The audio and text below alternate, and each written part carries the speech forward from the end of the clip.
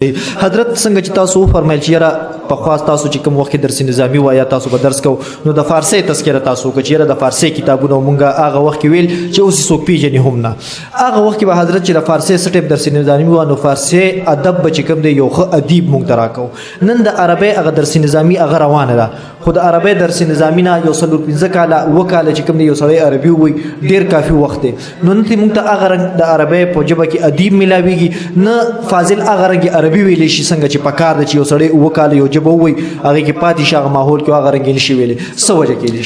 یو خو هغه زمانہ کې بعضی کتابونه په فارسی کې شروح او حواشی صحیح لکه د مشکات یو حاشیه د اشعه اللمعات په فارسی کې ده صحیح دا ما چې تاسو جامع الغموس وي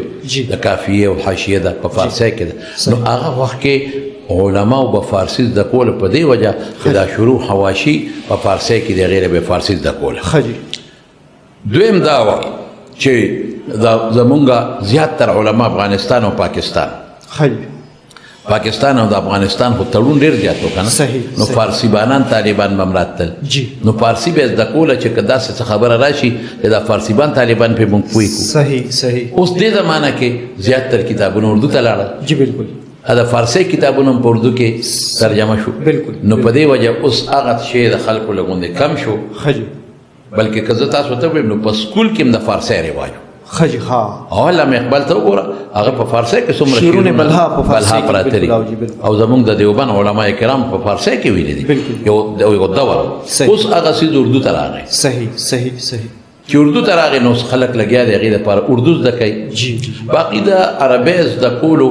دوه قسمه ده یو خدای چې زموږ علما کرامو دا سوال په مونږ په مکه مکرمه او په عربو کې په ما باندې خلک سوال کوي ستاسو علما غټ قابل علما دي کتابونه هم لیکلي دي موږ سره چې عربی کې خبرې کوي نو هغه څه نشي کولی صحیح نو ما ورته ویې ګوره دا زموږ د درس نظامي د عربی دوه فایدې دي صحیح دا یوازې عربی سره نه هر ژبې سره ده موږ چې عربي زده کړو عربي انشا وایو د عربی کتابونه وایو نو دې حده پورې موږ په عربی قادر یو چې د عربی کتاب پې ګورو صحیح شامی دا عالمگیری دا نور کتابونه دي شروح دي عربی کې نو زمونږ هر طالب العلم چې فارغ شي استعداد پکې وي هر عالم هغه د هغه کتاب نه فایده اخلي هغه عربي کتاب دی په پوهیږي وینا چونکې د دغه سره تعلق لري تلفظ سره تعلق لري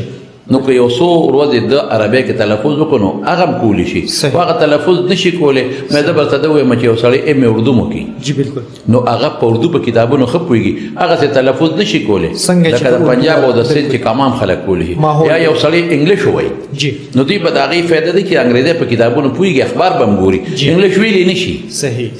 هر ژبه کې دا ده نو دا د وینا تعلق ممارست سره تعلق لري